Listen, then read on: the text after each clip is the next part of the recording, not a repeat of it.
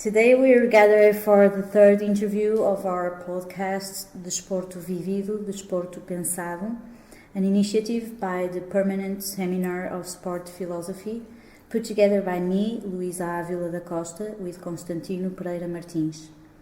This podcast aims to bridge the gap between the more practical, lived side of sports and these theoretical aspects related to research and reflection.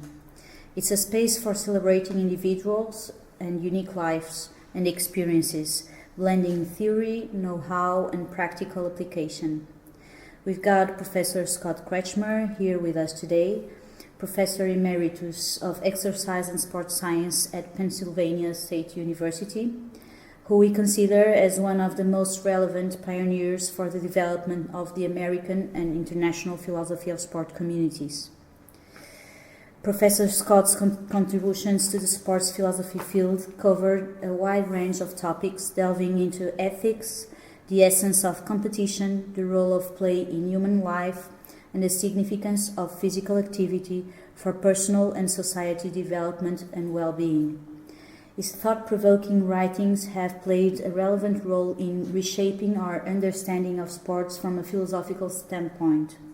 Scott Kretchmar's scientific journey underscores a dedication to bridging the theoretical philosophy with its practical applications in the realm of sports and physical activity. His work remains an inspiration to scholars, athletes, coaches, and sports enthusiasts, leaving a profound impact on the philosophical conversations about sport and human movement. Professor Scott, thanks for having us and agreeing to give us this interview. It's truly an honor and a pleasure to be here with you. It's wonderful to have this opportunity. I'm delighted to be back in Portugal, and you've already sent me some challenging questions. I hope I can answer them. Thank you very much. As we could notice in the last conference of IAPS, International Association for the Philosophy of Sport, in Split, it seems that the original question of how we can define sport remains prevailing and up to date. How would you define sport within the countless forms of practice, meanings to which it can be experienced up to the present day? Is there an essence or an identity of sport? I would call myself a pragmatist, and so I'm not enamored with the idea of there being very clear essential differences between things. Even differences between tables and chairs showed degrees of ambiguity. There are objects that sort of look like tables and could serve as a table, but may also serve as something you could sit on. And so I think sport is like that it's a messy phenomenon that has blurred edges to it. With that said, it's still important for us humans to be able to distinguish things. Like if you ask me to go out this afternoon to play a game with you, I need to know what you mean. Mm-hmm. What's a game? What kind of activity are you asking me to be involved in? So I think human exigencies require us to be clear about our language, be clear about different things we want to do. So what's the nature of sport? A lot of ink has been spilled on that over the years. And without being a Platonist or somebody who believes there's a God-given essential nature to sport, I think I would draw lines in this messy reality we live in three places. So I would call sport gratuitous. That is, we need to distinguish sport from workaday activities. Workaday activities are not gratuitous. When we go to work, we really want to accomplish the ends. When we play games, the ends, in a sense, are not that important.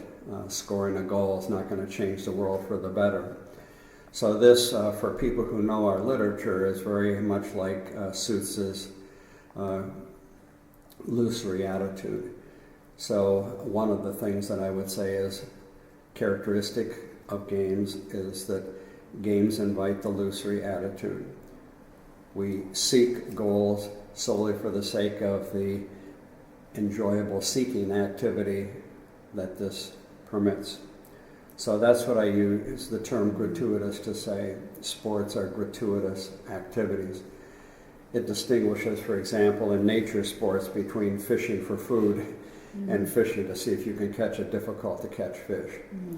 And so we need to have this kind of distinction to separate our workaday life from our game-a-day life, if you want to put it that way. So that's distinguishing feature number one. The second one is really difficult to put into words. It has something to do with how we solve sport problems.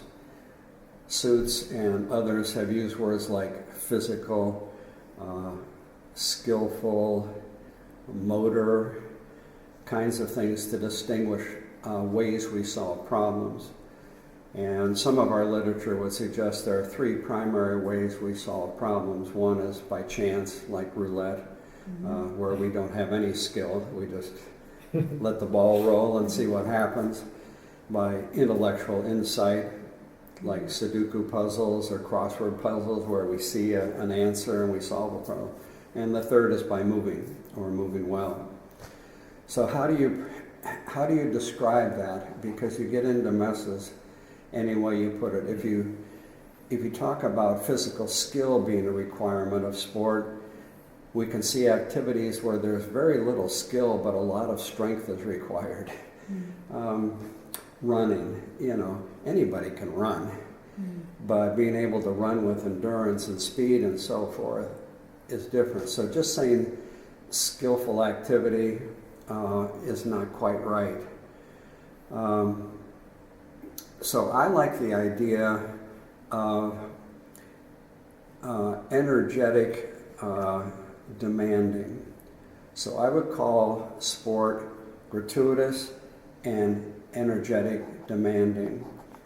And this helps me distinguish between things that intuitively are very different when I meet the world.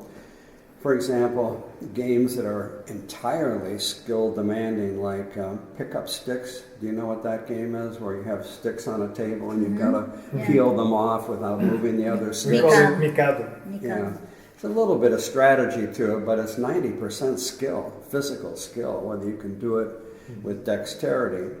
We have a game called jacks in the United States where you throw a rubber ball up and you try to pick up little things. We typically don't identify those as sports, even though success in those activities is 90% motor skill oriented. So that's why I like the term energetic. That it's a messy concept because you could ask how much energy does a game turn into a sport? It's a lot of energy. So, again, that's my pragmatic thing. The third thing is really important, and it was related to an early article I wrote. What kind of activity is a game? I want to say it's testing activity.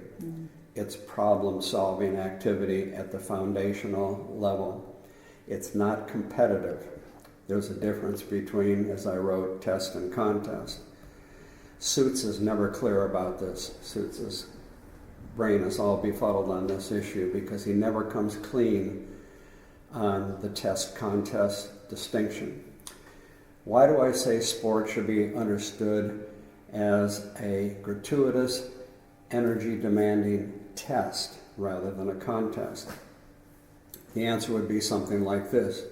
We have numerous examples of sporting activities that are not competitive. Golfing alone, bowling alone, fishing alone, jogging alone. And so it would be odd to say that if you're doing it alone and non-competitively to see how well you can do it, but you're not beating anybody, you're just trying to hit a target, you're trying to catch the fish, you're trying to run at a certain time. It would be odd to say those aren't sport because they aren't competitive. They are a sport. They're test-solving form of sport. And as I wrote in the Test to Contest article, contests are parasitic on tests. So another advantage of identifying sport as gratuitous, energy-demanding tests is that we can then ask the additional question, do you also compete at X? I know you bowl alone a lot, but do you also bowl competitively? And you could answer yes or no. You'd be a sports person either way. But the contest question is an independent question from the test question. And the foundation, the magic of sport lies in the test. The fishing test, the bowling test. I love table tennis. The table tennis test of hitting that damn little ball as well as I can, and so forth. The contest adds a second drama. So you've got two dramas in sport on my definition. You've got the drama, can I pass the test? Whatever my criterion level is for passing the test. In bowling, maybe I'm a terrible bowler, so I say, if I can get 120, that'll be a passing score for Scott Kretchmar. Or I might be an excellent bowler, and I say, it has to be 240 or better for me to pass the test. So we set different standards. So it's one thing to have the drama of passing the test. It's a second thing of having the drama of winning the contest. And as Fraley and others have argued, these are analytically distinct, because I can pass the test and lose the contest. Mm-hmm. Or conversely, I can win the contest and fail the test, as long as my opponent fails it worse than I do. Mm-hmm. And so that, again, if anybody has doubts about that distinction, you can analytically tease them apart and say you can have one without the other. Are you linking the competition notion with the contest notion, and not necessarily with the test notion? Yeah. Is it right? And correct. So contest would be competitive. Sport is not inherently competitive. It's inherently problematic. You can't be in a sport without there being a problem. But this leads to some very loose and misleading language which violates all the time. He uses the term winning, and other sport philosophers use the term winning for two different ideas. Doing well on the test, I won. I got 120 in bowling today. I want to ask, who in the hell did you beat? And then you use winning for, you scored 118 in bowling, I scored 120, I beat you, I won. I think we should use winning for contests, and we should use things like passing the test or achieving or doing well or whatever when we do testing, sport testing. How did you do in golf today? Really well. What does that mean? I passed my test. I usually score 80. I got a 79 today. I passed my test. I didn't beat anybody. I didn't win. But you overcome yourself, right, in a certain sense? Yeah, I guess you could say I beat myself. But that leads to paradoxes too. So what's Kretchmar's record then? If he beats himself at golf, it's 1-1. What if I go out tomorrow and I beat my record? Now I'm 2-2 because I've got 2 losses and 2 wins, which is crazy. I mean, that isn't the way competition works. I want to be 2-0, but if I play against myself, then I have to be schizophrenic. I've got the winning me and the losing me, so I'm 1-1. It's silly. So let's get rid of that language and those concepts, and let's call a spade a spade. When I do well, I achieved. I didn't beat anybody.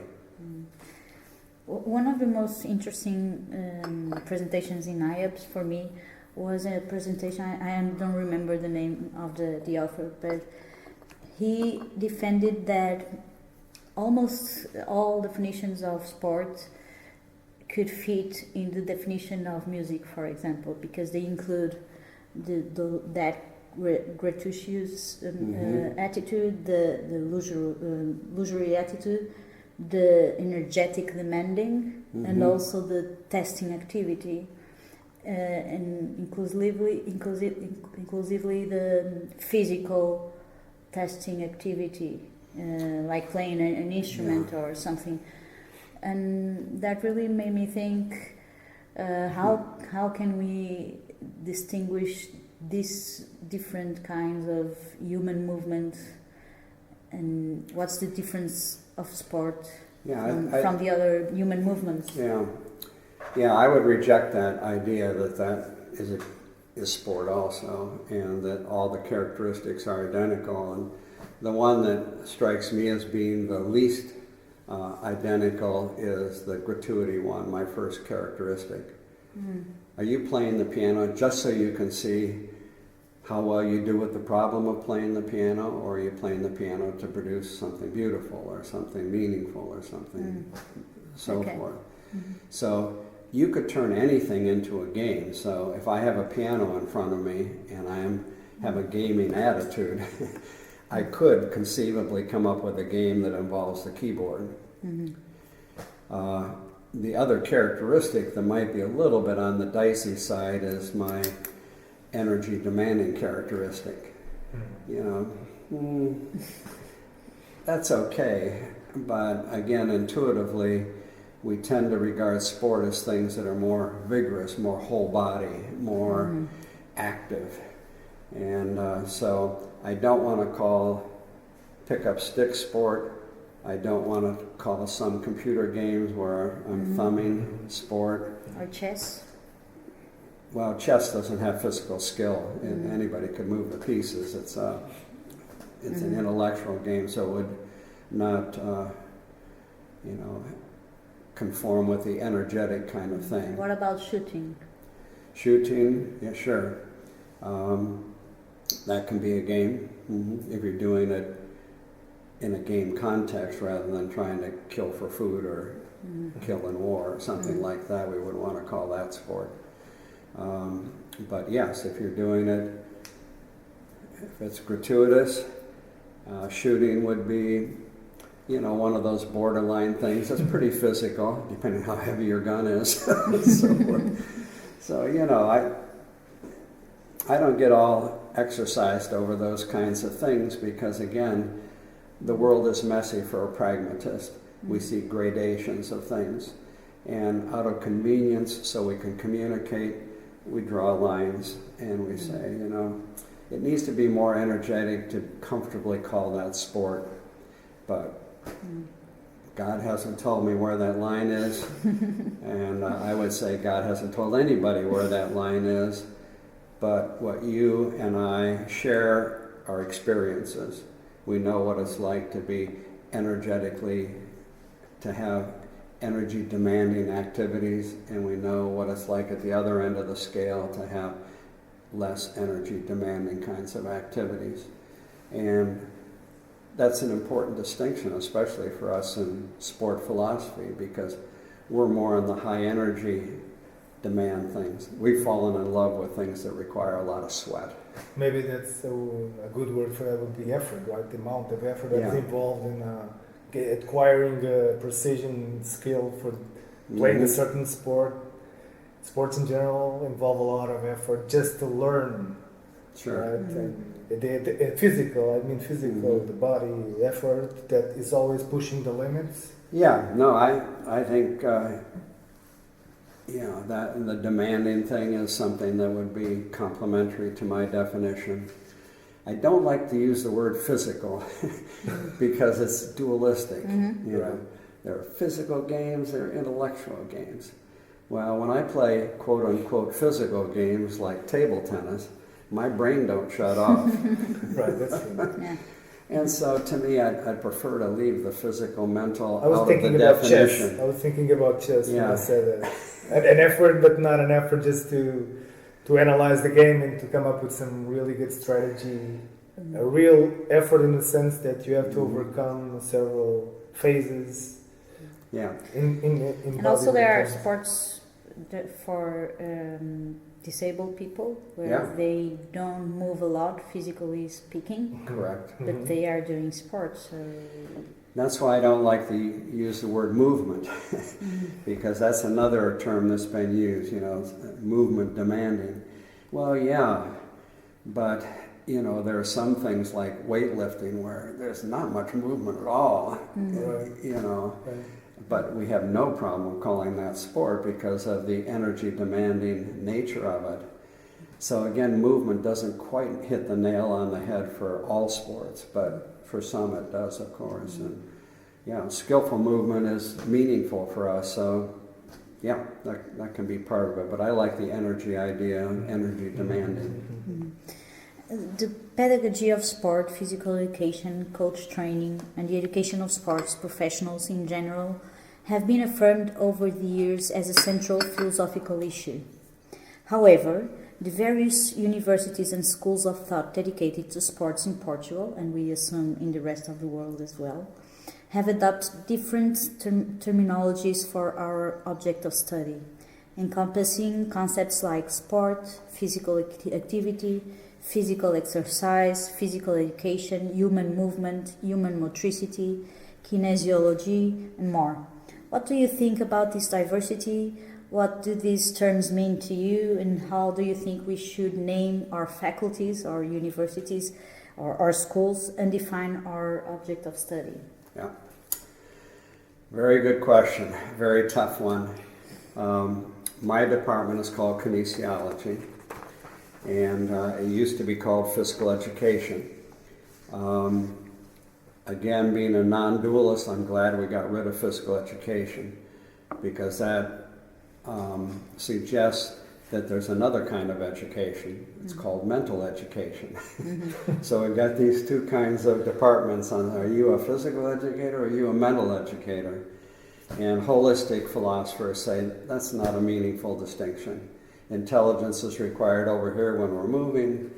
Physicality, oxygen, health is needed over here when we're thinking. And so let's get rid of that idea. My general answer to that question is it depends on what the context is. We went to kinesiology because in the United States we were being required to show more intellectual capability. We needed to fit in with the intellectual milieu of the university better. Physical education speaks to a profession. And so, the math department doesn't call itself math education. It's one of the things that math majors can do. They can go into schools and teach math. But Franklin Henry was the person who drew our attention to this. Why identify ourselves with one profession that requires physical activity? Why don't we name us something that is more generic, having to do with physicality or whatever? So kinesiology got to be the name that was accepted. I tease my classes. I say, when I got my PhD, it was in physical education, and the degree didn't have much cachet to it, much significance, because we know physical educators are dumb jocks, as we call them. Then we changed our department name to kinesiology, and I got smart instantly. You're a kinesiologist. Wow, what the hell is that? And so then I have to explain, well, it's a really difficult science-based, kind of thing. And so, wow, you have to be really smart to do kinesiology. So I'm making fun of it here, but it speaks to my point is the context matters. We had political reasons we needed to be named something else. And kinesiology, sort of a Greek term, fit the bill. It was a little bit mysterious. It sounded like a science-ology at the end of it, the science of movement. And so it helped us fit into the university better. We also have, within kinesiology, teacher education and athletic training and things that are much more vocationally specific, but we don't call ourselves that. We call ourselves kinesiology.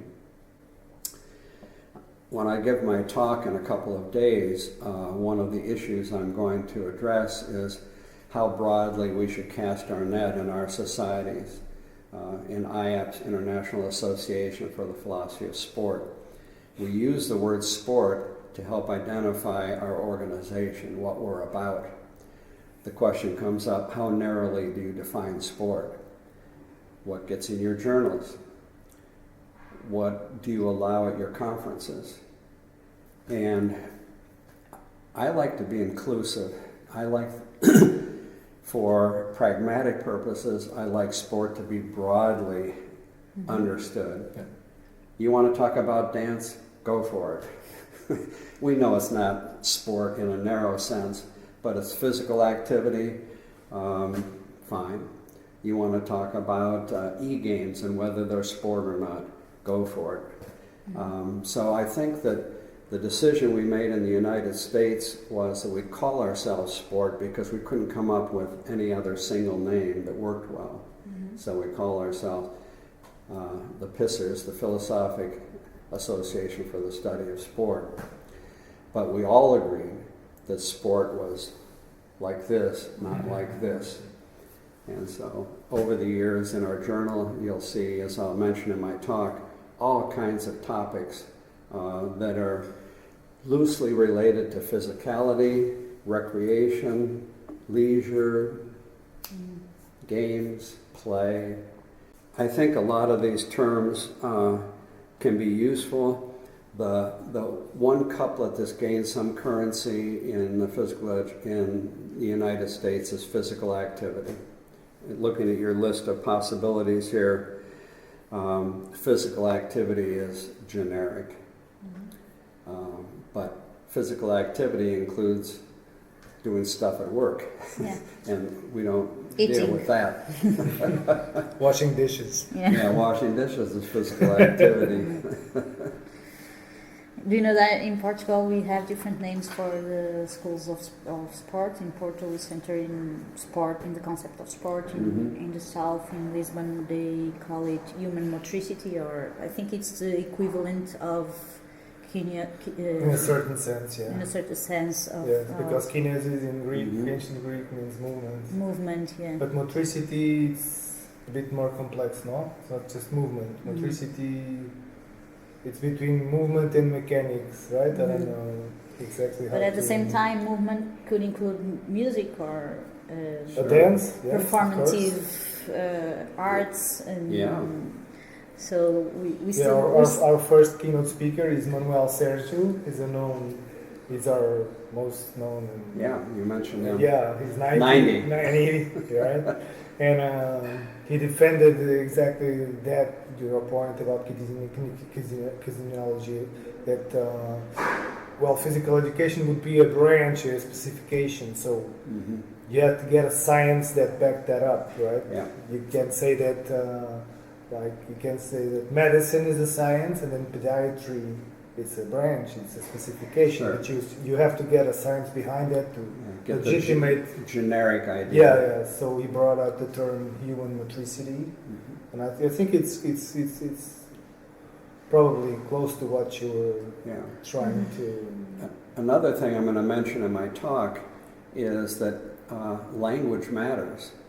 So when we started the Philosophic Society for the Study of Sport, we had some German-speaking people who were consulting with us, and they said sport in Deutsch, of Deutsch, means something very different than sport in America. It's a much broader concept in the German lexicon. In the American lexicon, it's much narrower. So that's another interesting context-dependent thing. What language are you wanting to address? Who's your audience?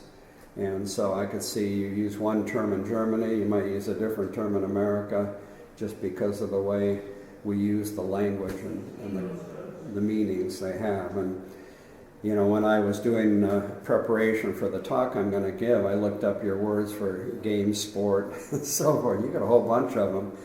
And, you know, we don't have all those distinctions in the English lexicon. So it's possible you have an advantage speaking Portuguese over us speaking English when we're trying to distinguish things. Yeah, as I told you, we can play in the kindergarten, like a kid playing.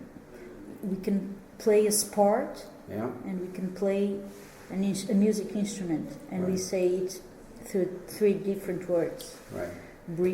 Brincar, it's playing in the kindergarten. I got that one. Jogar. Jogar, she's playing sport. And touching, tocar, touching an instrument, to card. Yeah, I've got all of those on my list. And that's fun. It's really fascinating. The worst word in the English language is love. Love. Why is that? I can say I love you at least 4 times and not be redundant. But in Greek and some other languages, you'd have a different word for all those 4 types of love. I love ice cream. I love my dog. I love my wife. Those are. That's a good example too. Among the traditional formalist, conventionalist, and internalist theories, between the perspectives of virtue ethics, duty ethics, and consequentialist or utilitarian ethics, how do you position yourself and view sports ethics and axiology, and what are their fundamental paradigms for you? Yeah, these are 2 separate questions. One has to do with how do we describe sport in its best light, and that's the issue of internalists and conventionalists and formalists. And my answer to that question is I'm none of them. I'm probably closest to broad internalists. Russell and Simon are the 2 best writers in the broad internalist literature. Because I think you can talk about better and worse versions of sport. For example, if the problem is easily solved or once solved, always solved, like some those iron things that are puzzles, you try to separate them, okay? They can drive you crazy because you can never get them apart. You can't figure out, there's no way to undo these 2 little pieces of metal that are hooked together.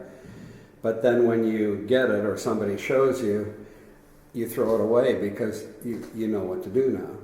And that would be an example of a thin problem because it wears out right away once you solve it. Golf is not like that.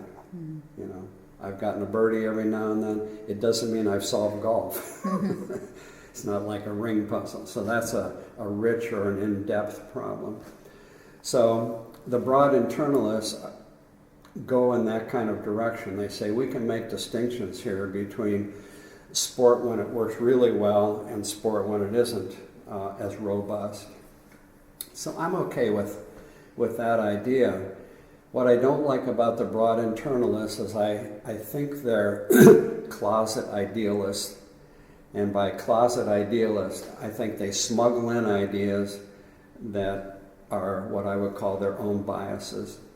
And if you ask me what would be an example of something they smuggle in, I would say excellence. Sport is a mutual quest for excellence, as Bob Simon famously said. Why the hell excellence? I golf with a lot of people who are terrible. And there's no definition of excellence that would characterize their golf game. And yet, they care more about golf than almost anything in the world, maybe even more than their wife. They buy this expensive golf equipment, they go out and practice, and they're terrible. And they love it. And maybe they have the illusion of excellence. Yeah, or for the them. Or the desire of excellence. Right? Yeah, I think sport is not a perfectionist pursuit, but it's an improvement pursuit. Why do you take on a problem? Because I want to solve the problem, obviously. Why would I address a problem if I didn't want to solve it? That doesn't mean that I want to solve it excellently, because I know I can't do that. I'm 80 years old. I can't do it well anymore. But can I solve it better than I did yesterday? Maybe. That's fun. I might be able to do that. So this notion of excellence, I've critiqued in articles before, and I think the broad internalists smuggle that in as something that redeems sport. They follow Paul Weiss, from way back. He was a Platonic smuggler, and he thought that what redeems sport is the quest for excellence.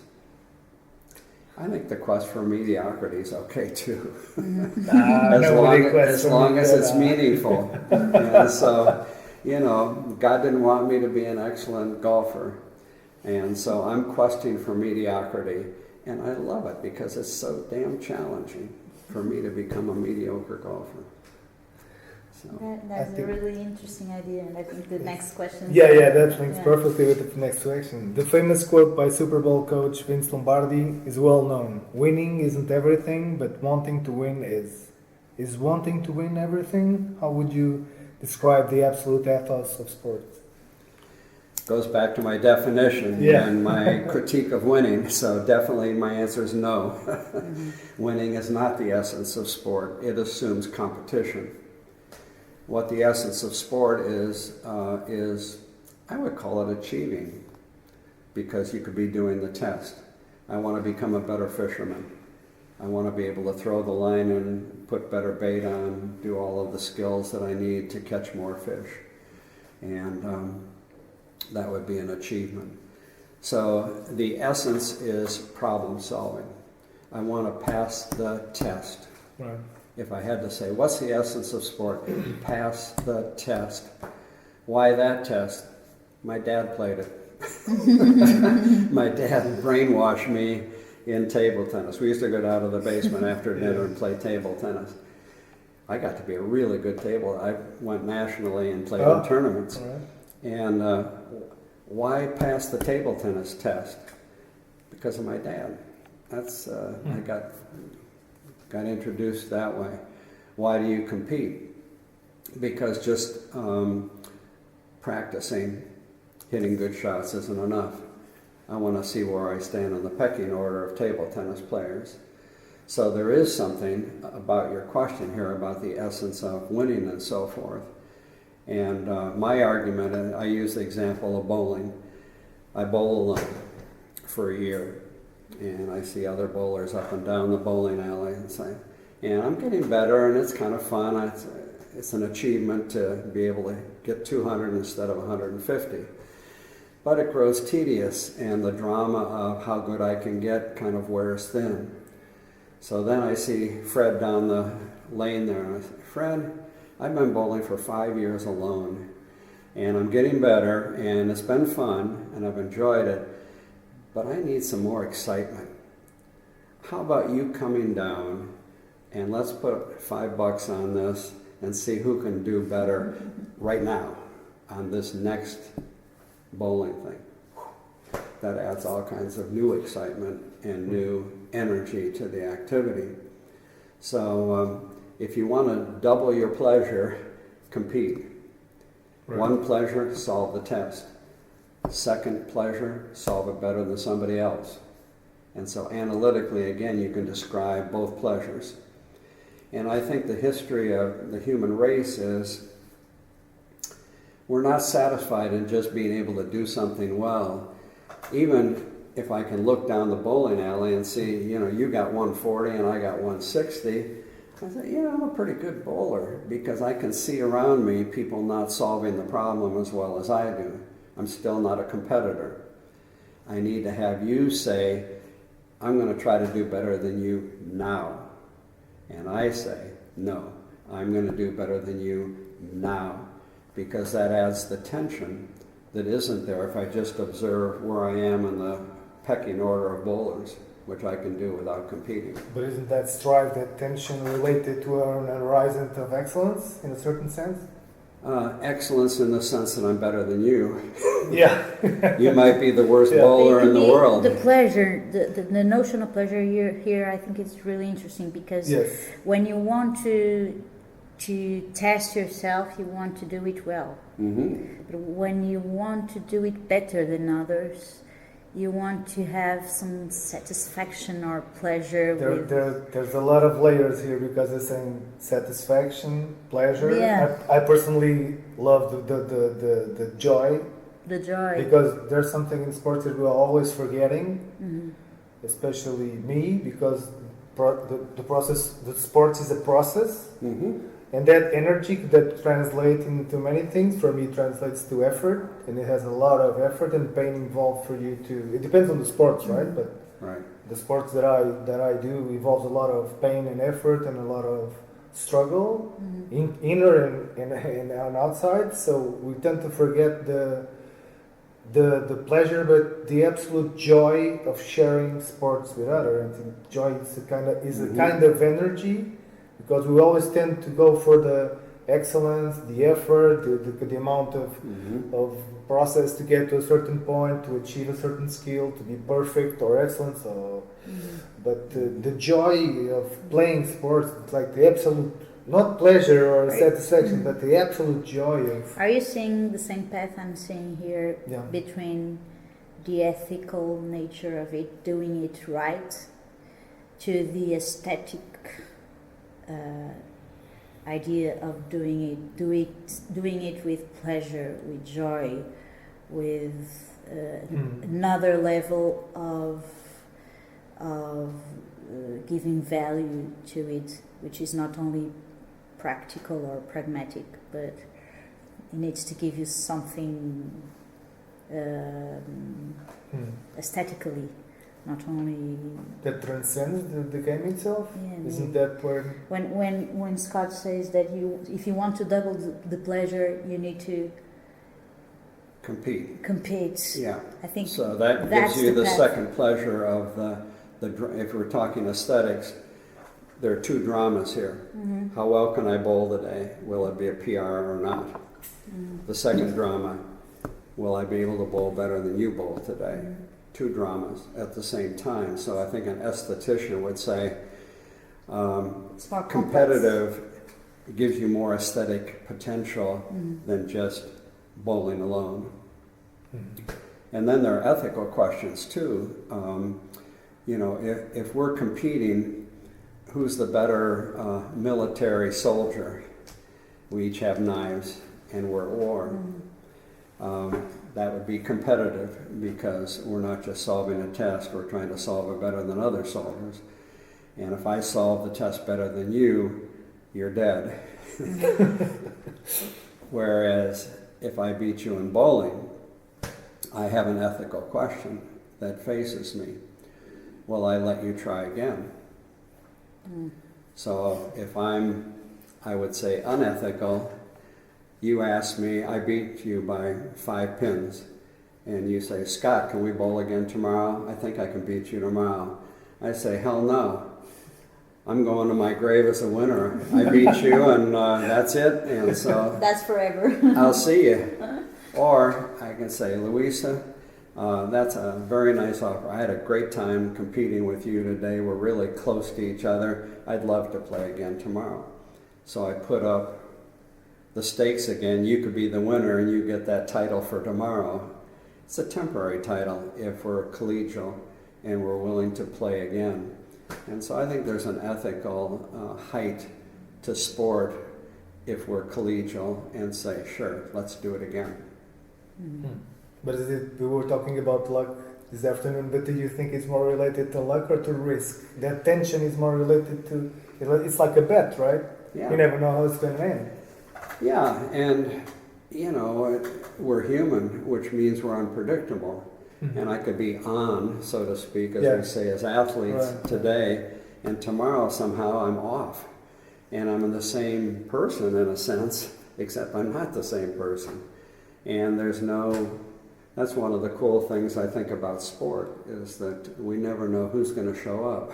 So in that sense, would you allow this interpretation if I said that when you say problem solving in a certain sense, and problem is central and essential, would you allow an interpretation that could consider complexity in different terms? Because the notion of complexity adds different layers, even the player as a person, or the circumstances, or his psyche, his mood.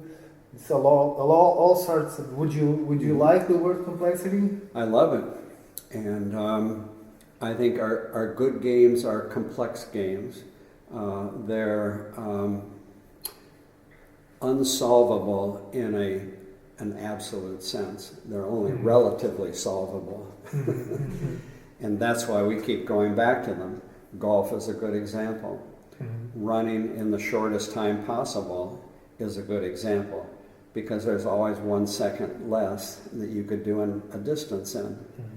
And so there are two kinds of tests which we didn't get to when we did the first question. One would be a test that's closed. Bowling is a closed test. it just sits there. And the nature of the lane, the size of the ball, the objective of the game is fixed. Basketball, table tennis, all of those are open tests, because I don't know what the test is going to be like completely. As a table tennis player, I know a lot about it, but I don't know you, and you're providing a test for me. It's not a closed test like bowling is. So in a sense, I can't table tennis alone. I can bowl alone. I've got a robot at home in my basement and my table tennis, and I train on it all the time. True. And you can make that robot do all kinds of things, and it can shoot out ball, pop, pop, pop, pop, boom, boom, boom, boom, boom. I'm sweating like crazy. Yeah, but like tennis, just shooting the ball? Yeah, it's like a tennis, a ball boy. Yeah. And so it just shoots it out. It can go forehand, backhand. It can put spin on it. It can do all kinds of things. It's an expensive little toy. I imagine, yeah. So you can simulate a closed test in open test situations like basketball and so forth by robots or scrimmages. You know, in basketball, I can say, could you play defense for a while? I need to practice on my fakes and drives. So you're facilitating the test for me. We're not competing. You're providing the rich test by playing good defense. And then you say, would you play defense because I need to practice on my jump shot? We create the test in those kinds of open situations in a variety of ways with machines, with cooperative friends, and so forth. To turn it more or less predictable and more or less complex. Yeah, it's complex, so it speaks to your complexity. But golf is a closed game, basically. You know, the course just sits there. Well, you've got wind, you've got, you know, and different courses are different. But if you talk about that course, those 18 holes are the same pretty much. And so it's largely a closed test, but it's complex. I mean, no 2 days when you're out there, your ball's going to be in a different place. You have to shape your shots differently, and so forth. And so it's very complex. So I wouldn't say closed tests are simple and open tests are complex. It's not that. Okay. The wall of Olympic glory at the Portuguese Olympic Committee currently displays 28 medals, of which only 5 are gold medals. What are the benefits and risks of praising Olympism in sports philosophy, a place of deification and mystification of sporting performance, accessible to very few common human beings? How can Olympism relate to the vast majority of losers experience sports? Good question again. You know, it speaks a little bit to that bias toward excellence. You know, we're awed, Paul Weiss said, by excellence. We honor people who dedicate their lives to becoming the best that you can be at whatever the activity is. But human beings are put together in a different way. We're not excellence seekers, we're meaning seekers. And so the more relevant question, I think, for sport people is, how does a movement mean? Excellence is one answer to that question. Exactly. But it's only one answer. There are multiple answers to that question. One example would be your family has a tradition of being good table tennis players. So why do you keep doing table tennis? Because I see my dad there. Because my uncle was a great player. Because I'm following the Kretchmar tradition of being great table tennis players.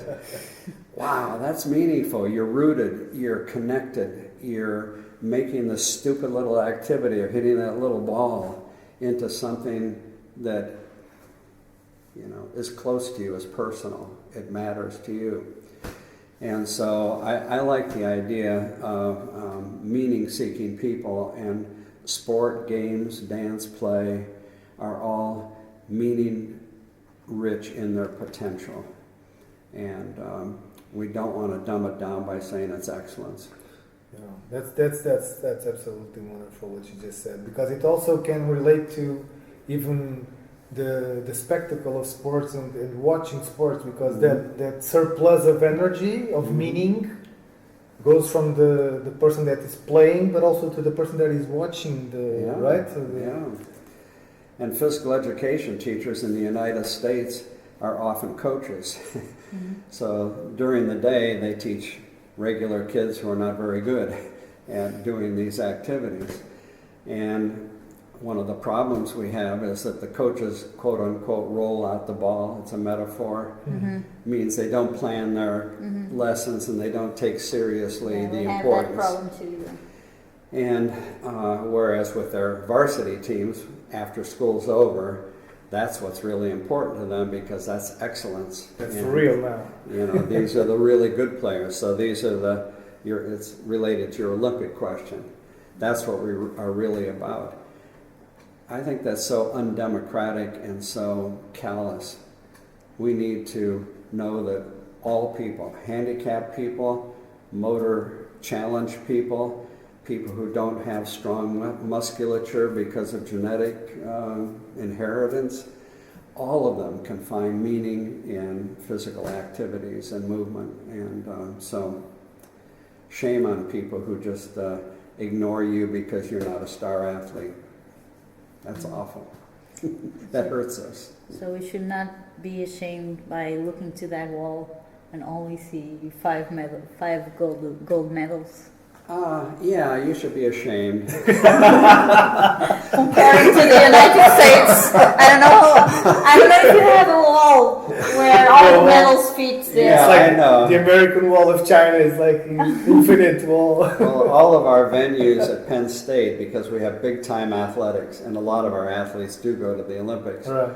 At every venue we have, there are banners, national NCAA champions, 1997, champions 1998, and you see these banners all the way around. Right.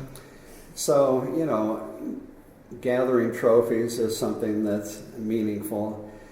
Weiss was right. We are awed by excellence. Wow, I can't do that. And so Weiss, had a part of the puzzle, excellence does awe. And we honor great painters. Right. When we go to an art gallery and we get goosebumps over our arms when we see a painting and it moves us, it stirs us. And great athletes can do the same thing when we see feats that are almost superhuman. Right. And so I don't want to poo-poo that, but it gets in the way of other goods.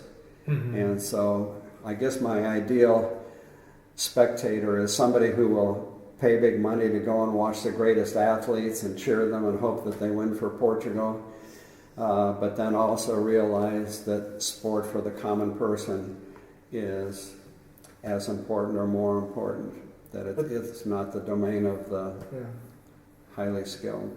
Maybe it's a conceptual problem, because when we think about excellence, it's always like a telos, like at the end, right? You'll go through all this road, and at the end of the road, there's excellence there waiting for you.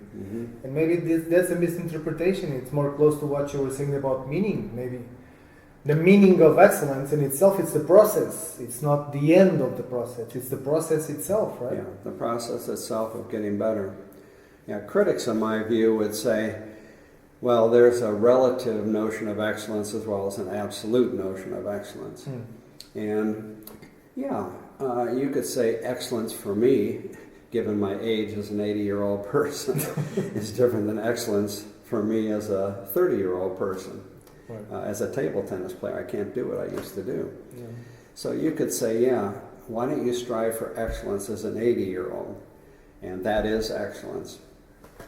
Yeah, but objectively speaking, it's a world of difference than a young person and what they can do with a ball and how they can hit it. Yeah. And so I like my idea better, that at various gradations of competence, we find rich meaning. I'm good for an 80-year-old. and I'm okay with that. Yeah, we need to play tennis table, because I suppose that you, even with your age, you would be killing us. But the motor things, because your coordination is different, when you get older. I can't do table tennis. I can't react as quickly as I used to. But I love the game, and if when people are in love, you don't love your wife less when she's 70 as opposed to when she was 18 and super sexy. Mm-hmm. The love evolves, and I think there's an analogy to sport. Mm-hmm. When I was 18 and going to tournaments and playing table tennis, I was doing things I can't do now. I love the game. Do I love it any less now? No. It's just different. Mm-hmm. So.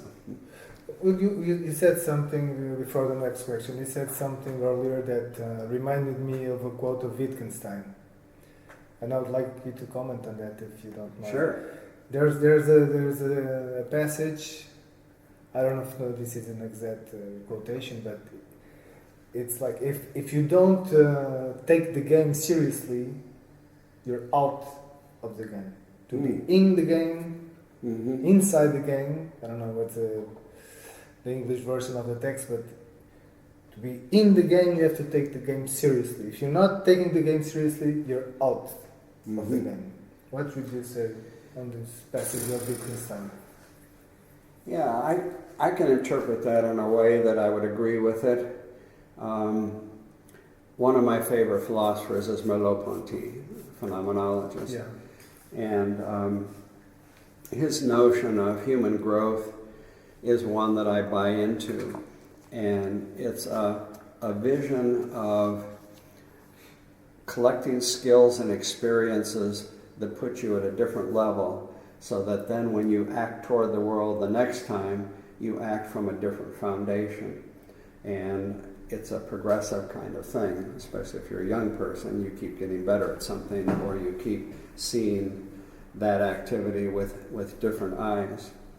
So we use the word in English, we dabble with the game. We don't take it seriously. We sort of, we try to play it a little bit, but we don't really get into it. Like when I play with my kids, I leave them sometimes to win, or... You let them win, but it's not in the sense of letting win. It's like in the sense you're like in love. You're really involved in the sense of engagement. You're mm-hmm. taking it seriously. You're totally mm-hmm. focused on the game. You're taking really seriously. It's not... Well, whoever wins, it's okay. No, you have to take, I think the quotation is, if you're not taking the game seriously, you're out. You're not mm-hmm. in the game, you're out of the game. You're not really playing the game.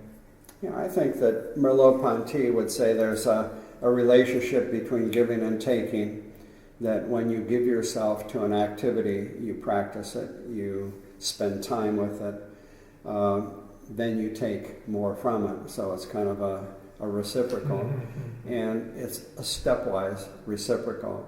It's the same in loving your wife or a love affair. Mm-hmm. You start getting to know one another, and there's a certain degree of gain that you make there. And then as you learn each other better, you practice more being in relationship, then it changes, and you're at a different level of back and forthness. And so it's the same with games. When I used to teach table tennis to people, I would, say this is a relationship issue. And, right. Here's the bat, here's the ball, and there's the net and the table, and, it's like Greek to you, what are you going to do with that? And it's a reciprocal kind of thing. You give yourself to table tennis. You practice. You develop the skills. You develop the habits. You develop the attitudes that are required by this very demanding game. And then it gives back to you because now you're at a different level of relationship, and the kind of freedom you experience at the table, the kind of creativity you experience in the presence of that challenge, it's reciprocal, back and forth. And I think Merleau-Ponty and some of the phenomenologists understood that we don't have a fixed relationship with the world. It's an evolving, dynamic relationship with the world of giving and taking, giving and taking, giving and taking. Mm-hmm. And what I like about Merleau-Ponty, and what I say to some of my table tennis players, and we would do it at Brockport when I taught there rather than at Penn State, 4 days a week. It was like a varsity experience. And I would say to them on the first day, my job is to have you fall in love with this game. And so that when the time is over and you're supposed to go to your next class, you refuse to go. You want to stay here at the table and keep hitting that stupid little ball. And they look at me like, what the hell is he talking about? And then, halfway through the semester, 4 days a week, hour and a half every day, little by little, I can see them getting hooked. And it happens. Right. After 3 months of doing this, I say, time over, you got to go. You got a damn class you got to go to. Oh, no, I can skip it today. I say, yes, yes. You've made it. From the perspective of sports anthropology, you have been a highly relevant author in this discussion of play in sports, as well as in actualizing the competitive dimension between test and contest, as we talked earlier. Mm-hmm. How would you describe the role of sports and beyond play in the evolution of human beings? And how does the concept of competition fit in that role?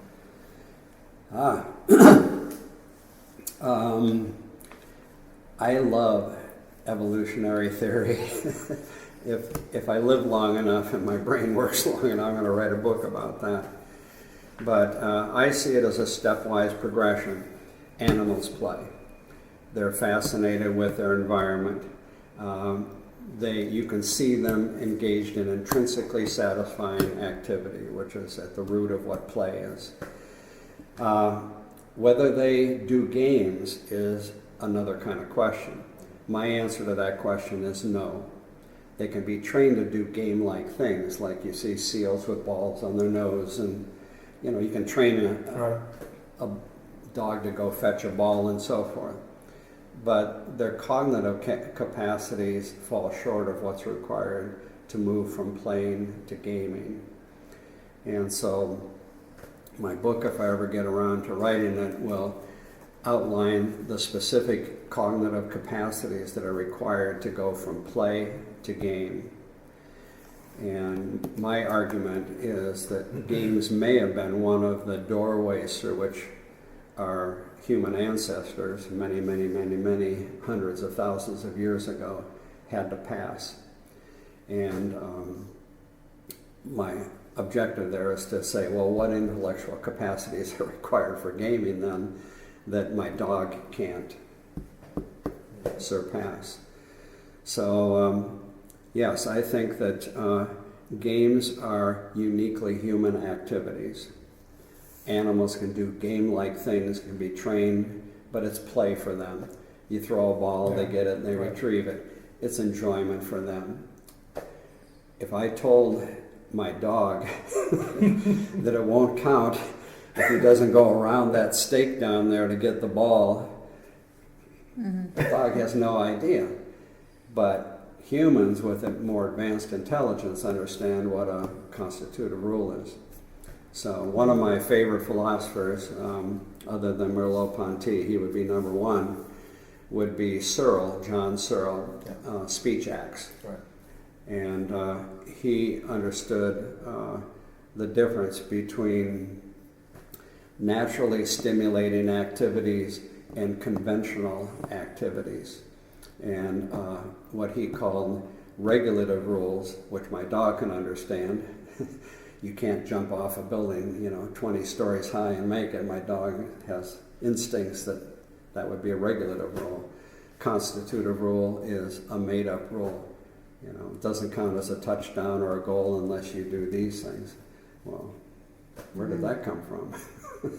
We humans understand it came from the damn rule book. It says in that rule book you're not allowed to do what you just did. The referee just told me that. So that goal doesn't count. And so that move from simple, challenging play to artificial play, if you want to put it that way, was a major, major evolutionary move. It was an intellectual move that we could negotiate with our advanced central nervous system, that dogs, seals, elephants, all of the smart animals you can name can't quite get there. They can't do that. So the Searle is very good at describing what those constitutive rules, he calls them, are, as opposed to regulative rules. Regulative rules are the ones that we know you don't jump off 20-story buildings or you'll be dead. A constitutive rule is a goal doesn't count in soccer if you use your hand. Mm-hmm. Where did that come from? I like to use my hands. Well, I'm not in soccer. So, we've made an evolutionary move that I argue, or I will argue if I ever write this book, was crucial for human development. We created an artificial world of problems. We created an artificial world of communication, language. Okay. So Searle is beautiful on that. Searle says, pre-language, if you're scared of something, you go, ah! Mm-hmm. That's not a convention. It's a biological, emotional, hardwired reaction. Yeah. And animals do that. They scream and so forth when they're hurt or when they see something, they run away. But they don't say, damn it. They don't say, damn it, no. But we humans have a different intellectual platform from which we understand challenges. We create challenges for ourselves because the world has become too tame. And so we need to game it up. And so, I've got most of the book written, but I need to keep working on it. And I've shared it with some anthropologists, and it's interesting. We physical educators know people are biased against us. We're dumb jocks. Mm. And so when I've shared this with anthropologists, really good anthropologists, I say, games, sport, you're saying that games were a linchpin that helped us move from, animal existence to human existence. They want to say, if you look in the literature, 9 out of 10 anthropologists say it's language. Mm-hmm. That was the key move from animal to human. I want to say no. It wasn't language, it was convention. Mm-hmm. It was artifact. It was the ability to make something up which means something new. And that's what a game is. Right. You make something up, it's an artificial problem. That's really interesting because Wittgenstein talks about language games. Yeah. And because in a certain sense, his view is it's very simple, but at the same very beautiful because it's a bit related to context, but a bit beyond because you only know his main question would be like, what's the meaning of a word? Mm-hmm. Well, if you take the language game where that word is inserted, it loses meaning. Yeah. So it really relates to what you're saying. In a certain sense, I would say that your interpretation of Wittgenstein language games is that the game itself precedes the language in a certain sense, and it probably makes a sense. But for Wittgenstein, no, because the language game is itself a world, right? If you're outside that world, if you say soccer, we say football in Europe. We would have to be more descriptive to football. You say isn't it football? Isn't it soccer? No, it's football. It's soccer. So we have to be tuned in a certain sense to the same game, to play the same game. Yeah, the intellectual challenge when I write on these sort of evolutionary things is to try to deconstruct our advanced intelligence that the three of us have here at this table, or at least two of you do.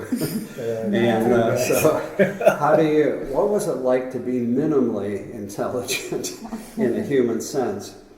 So I try to do an imaginary kind of thing where our ancestors would go on a hunt. And one day it was raining, and this is an ancestor 200,000 years ago. And the weather was so bad they couldn't start at the normal time. Right. But they were out of food, so they had to go on the hunt anyhow. So they started 2 hours later when the storm was abating. And it was more exciting because they had to be more efficient. They had to get the animal in a short amount of time before it got dark. They had to drag the dang thing home before it got dark and so forth. And they got home with the animal and exhilarated. That was fun, to do it in a more challenging way. Because going on the hunt with all day is, we're going to get the animal, we'll get it home. Mm-hmm. But because of the storm, they had to start later. So then, our brilliant ancestors with an IQ of about 37 said, what if we pretended there was a storm? Mm-hmm. We don't have to have a real storm. This was so much fun to do it under these more challenging conditions. It wasn't just a boring hunt. It was a really cool hunt. We don't need a storm.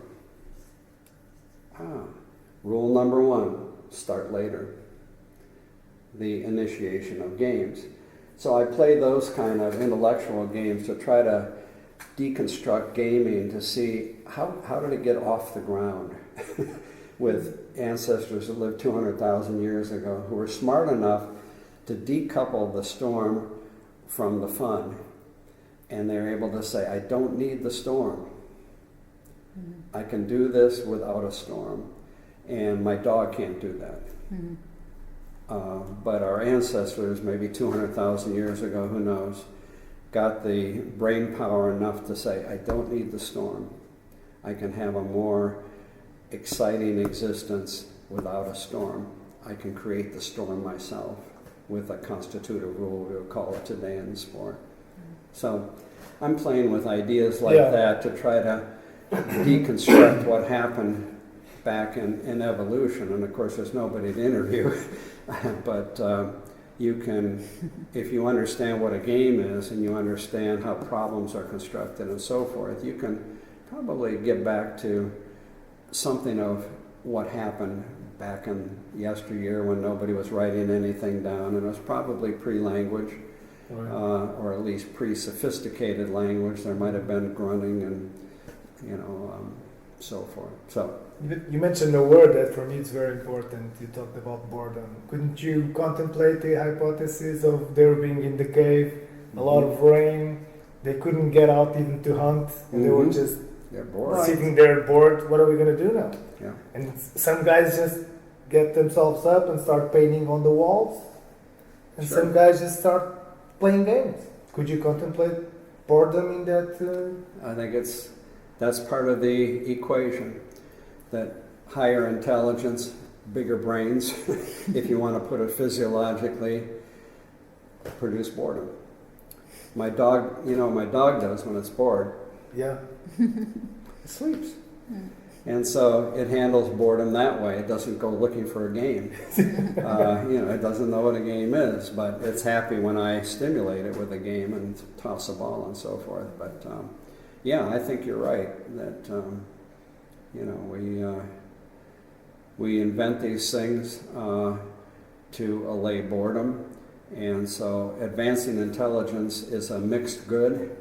It's a blessing and a curse. Mm-hmm. Right. And who knows where we're headed? Because some indicators are that intelligence peaked and we're slightly on a downward slope now in terms of human intelligence. And so it could have been that high intelligence has become maladaptive in a Darwinian sense, and that being more stupid was more adaptive, which is hard to figure, but it makes sense. If we get too smart for ourselves, life doesn't mean much, or life is boring, or life is tedious, or... We have a saying in Portuguese that is something like ignorance is happiness, or something like that. I think it's in English is ignorance is bliss. No? Yeah, I was an 8-year-old, and my dad was a college professor, a very smart man. And one of his friends at the college where he taught had committed suicide. And I remember as an 8-year-old sitting in the car driving to talk with the relatives of this friend of his who had committed suicide. My dad says something like, Scott, it's not good to be too smart.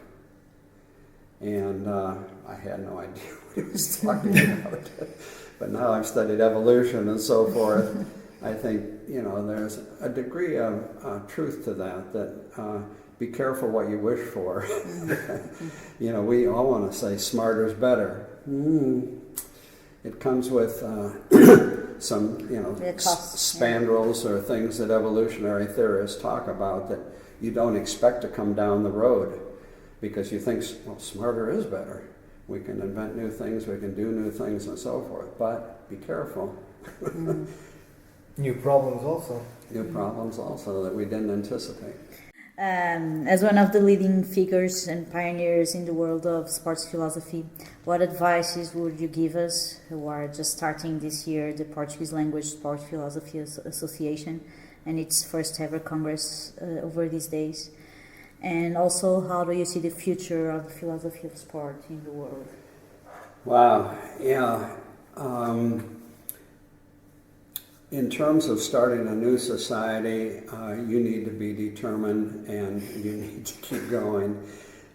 We started with very small attendance at many of our early meetings, and we wondered, how is this going to go? Because it wasn't gaining much traction.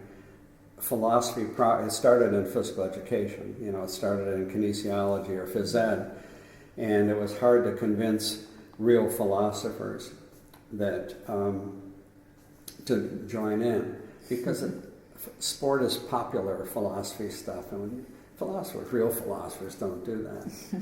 I went to a philosopher once and to get money for our first conference. This was before we had our society, and I was at Brockport, and I explained we're going to try to invite in Paul Weiss, and he said, why are you wanting to bring a person in? Well, we're doing sport philosophy. And he looked at me like I was a village idiot. And this is a quote from 55 years ago. There are absolutely no interesting questions in the philosophy of sport. Ushered me out of his office. Yeah. He was the head of the Department of Philosophy. Mm-hmm. Yeah. How old were you? I was a quick student. I went through the programs very fast. I was about 26. Okay. So I was very young, and I had just gotten to Brockport, and Warren Fraley was there, and so we were starting to do sport philosophy stuff, and my job was to go to the philosophy department and get some money from them so we could bring in some of these people like Paul Weiss, who had just written this book. And we did find people. I'm going to explain in my paper when I give it in a couple of days. We did attract some people at Brockport, which was where we were, and we did get it off the ground with real philosophers who I would say were insightful in seeing that things as silly as games and sport and play are really not silly at all. I mean, they're right at the heart of what it is to be human. Mm-hmm. And so there's this huge bias in philosophy. We need to talk about love, we need to talk about justice, we need to talk about, all of these topics that Plato and Aristotle and others talked about. What about games? What about sport? What about play? And I think Warren Fraley, I owe a lot to him. He passed on recently. He was my surrogate father. My dad died when I was in high school from cancer. Mm-hmm. And when I went to Brockport, Warren adopted me. So he was my father. But Warren was incredible because he knew that the kinds of answers to sport questions were really important human answers to what it is to be a good human being and so forth. So it was good. So we should search for real philosophers to help us. I'm not a real philosopher. I got that same question, that same answer last year from my supervisor. He was saying, "Hey, what are you gonna do later?" I don't know. I'm just gonna keep on studying the sports phenomenon and everything. Not in this university. Well, we were lucky because when we started our philosophic society in the 1970s, Paul Weiss and Bernie Suits came along. And those were the first two speakers we brought into Brockport, where Warren Fraley and I were.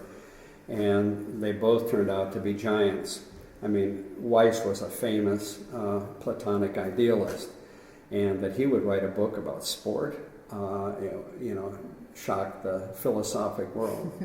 And Bernie Suits was working on his grasshopper stuff at that time, and he came to Brockport and gave a prelim of the grasshopper. And we won some philosophers over at Brockport. There were about 4 of them who said, this is interesting stuff. And so it's grown. And our society now, if you look at our membership, are 2/3 philosophers and 1/3 kinesiologists, roughly speaking. Okay, I didn't know that. And so it's grown in philosophy departments. And in my talk, I'm going to mention why that's the case. But it's good. It's Warren Fraley, rest his soul, would be very proud.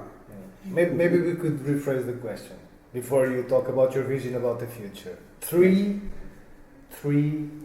main advices. First, persistence, right? Yeah. Is it persistence? Yeah. Number 2 and number 3. What would you say? 3 principles, 3 advices for us. I think the number 2 is to search for this for the philosophical community. Link with the philosophical community. Right. Is that the second? Yeah, I think, we're in this together.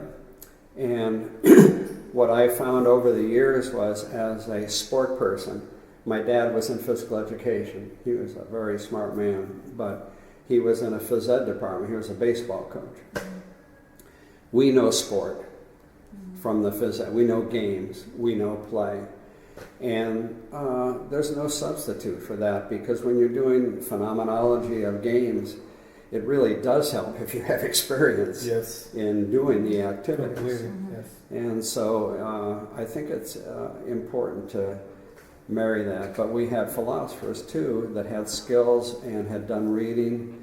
I would always tell my graduate students when they came to Penn State to study with me, you're going to be here for 3 or 4 years, and what you're going to be doing for 4 years is collecting lint. You know what lint is? And that's what becoming a good philosopher is.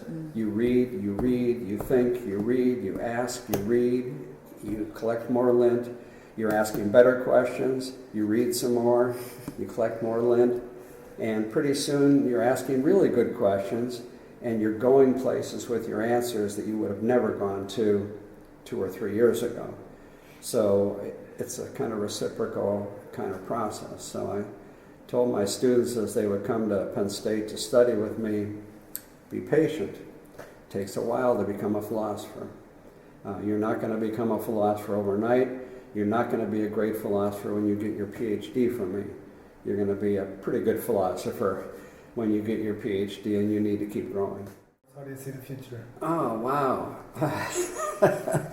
I think the philosophy of sport is going to be a winner for 2 reasons. One of them is a pragmatic reason. Philosophy departments are in trouble in the United States. I don't know about around the world in different countries, but the movement in higher education has gotten to become very pragmatic. I need to get a job, and philosophy is a liberal art. If you're a philosophy major, what do you do with that? How do you make money? And so philosophy departments have shrunk in importance, and so that's a problem in the United States. Is to how to keep philosophy departments alive. So philosophers are more interested in sport because it's sexy. Plato ain't sexy, but sport is. And so we're finding more philosophers who, for their own survival, are coming to us. So, that isn't the best of reasons, but I think when they get into our literature, they say, wow, this is something I didn't realize was here, and you guys are asking really important human questions. That's the philosophic side. The kinesiology side, the phys ed side of it, we're in trouble in the United States because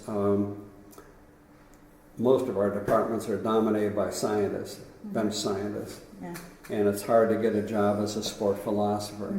And what's driving it is money. Bench scientists can get money, grants. Quantitative research, right? Yeah. And we do research too, of course, but we don't have big money sources typically. We have small money sources, and I've gotten some little grants, but we don't have the big $1 million grants that people who are trying to figure out how to keep a person alive a little longer get. So the physiologists in our field get big grants and so forth. So we're in trouble in the United States in terms of sport philosophy and kines departments. We only have, well, where my graduates are, we have it. But, you know, there aren't many departments that have sport philosophy in kinesiology. It's almost moved more into philosophy departments. Well, thank you very much, Scott. We hope you've enjoyed this third episode of the podcast Desporto Vivido, Desporto Pensado, and we always extend the invitation to keep following us, listening and contemplating sport with us. See you in the next episode.